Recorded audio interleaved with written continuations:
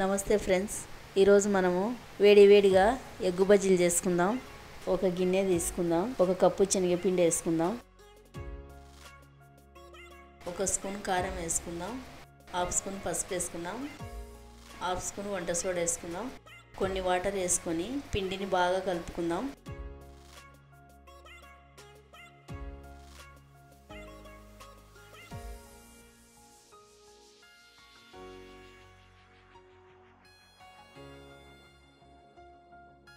ఒక spoon salt వేసుకొని salt కలిసేటట్టుగా పిండిని బాగా కలుపుకున్నాం.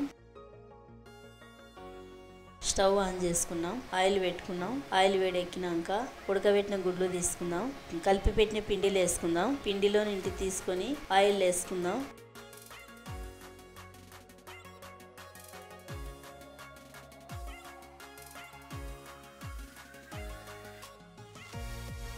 ఒక పక్కకు ఫ్రై అయినాక ఇంకొక పక్కకు ఫ్రై చేసుకున్నాం.